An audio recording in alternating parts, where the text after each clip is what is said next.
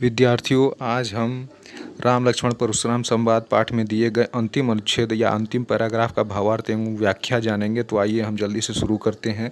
ये आपके सामने अंतिम अनुच्छेद या अंतिम पैराग्राफ दिया गया है, आप देख सकते हैं। तो इसमें लक्ष्मण जी पहली लाइन पढ़ लेते हैं। कहो लखन मुनि सील तुम्हारा, को नहीं जान विदित संसारा। लक्ष्मण जी कटाक्ष करते हुए परशुराम जी से कह रहे हैं, हे मुनि जी, आपका शील, आपका शालीन व्यवहार कौन नहीं जानता है। यह पूरा संसार आपके शालीन व्यवहार को जानता है। वह कटाक्ष कर रहे हैं क्योंकि परशुराम जी तो महाक्रोधी स्वभाव के व्यक्ति हैं। तो वो कह रहे हैं आपके शालीन व्यवहार को पूरा संसार जानता है। माता पितहि उरिन भय नीके।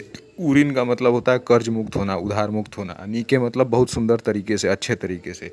वो कह रहे हैं कि मुनि जी, आप अपने माता पिता के कर्ज से तो बहुत सुंदर तरीके से, बहुत अच्छे तरीके से मुक्त हो चुके हैं। गुरु ऋण रहा सोच बड़ जी के, और आप बड़े जी से, बड़े हृदय से गुरु का ऋण उतारने के लिए सोच रहे हैं।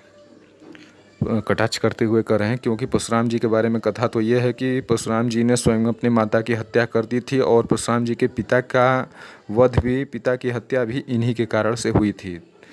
और आगे तीसरी लाइन, सो जनु हमरे ही माथे काढ़ा, दिन चले गए ब्याज बड़ बाढ़ा। लक्ष्मण जी परशुराम जी से कह रहे हैं कि आप गुरु ऋण को उतारने के लिए बड़े जी से, बड़े हृदय से सोच रहे हैं, और इस ऋण को आप मेरे ही माथे, मेरे ही सर, मेरे ही सिर पे मढ़ना चाहते हैं। और दिन चले गए ब्याज बढ़ बढ़ा, और बहुत दिन बीत चुके हैं, इसलिए आप उस गुरु के ऋण का ब्याज भी बहुत अधिक बढ़ चुका है। सो जनु नहीं, अब आनी व्यवहरिया बोली। व्यवहरिया मतलब लेखा जोखा करने वाला, हिसाब किताब करने वाला, अंग्रेजी में कहे तो अकाउंटेंट। तो लक्ष्मण जी कह रहे हैं अब आनी व्यवहरिया बोली। अब परशुराम जी से कह रहे हैं कि आप अपने लेखा जोखा करने वाले को बुला लीजिए। तुरंत देव मैं थैली खोली, मैं उसको तुरंत अपनी थैली खोल करके जो भी ब्याज है उसको चुकाऊंगा। सुनी कटु वचन कुठार सुधारा। अब लक्ष्मण जी के ये सब कठोर और व्यंग भरे कटाक्ष भरी बातें सुन करके परशुराम जी ने तुरंत अपने कुठार यानी गड़ासे को सुधारा, यानी कि ठीक किया, धार उसकी ठीक की। हाय हाय सब सभा पुकारी। अब परशुराम जी इतने क्रोधित हो चुके हैं कि अब पूरी सभा में बैठे हुए जितने भी लोग हैं वो सब हाय हाय करने लगे। पूरी सभा में हाहाकार मचने लगी अब तो ये लक्ष्मण का, इस बालक लक्ष्मण का वध कर ही डालेंगे। अब फिर से लक्ष्मण जी बोल रहे हैं, भृगुबर परशु देखा बहुमोही। बहु मतलब कई बार।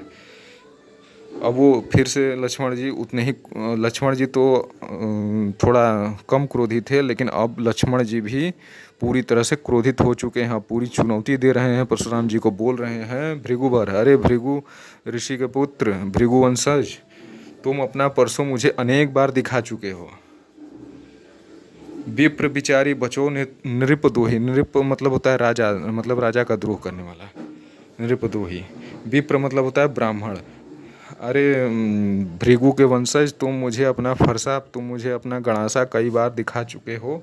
मैंने अब तक तुम्हें विप्र यानी कि ब्राह्मण समझ करके छोड़ा, तुम जैसे नृपद्रोही मतलब राजद्रोही को। मिले न कबहु सुभट रन गाढ़े। सुभट मतलब होता है योद्धा, महायोद्धा। रन मतलब होता है युद्ध का, युद्ध। परशुराम जी को कह रहे हैं, लक्ष्मण जी, ऐसा लगता है कि आपको युद्ध में कोई महान योद्धा अभी तक नहीं मिला है। द्विज देवता, द्विज देवता मतलब ब्राह्मण, घर ही के भाड़े। अरे ब्राह्मण देवता, तुम अपने घर के ही वीर हो, तुम अपने घर में ही सूरवीर हो। अनुचित कही सब लोग पुकारे।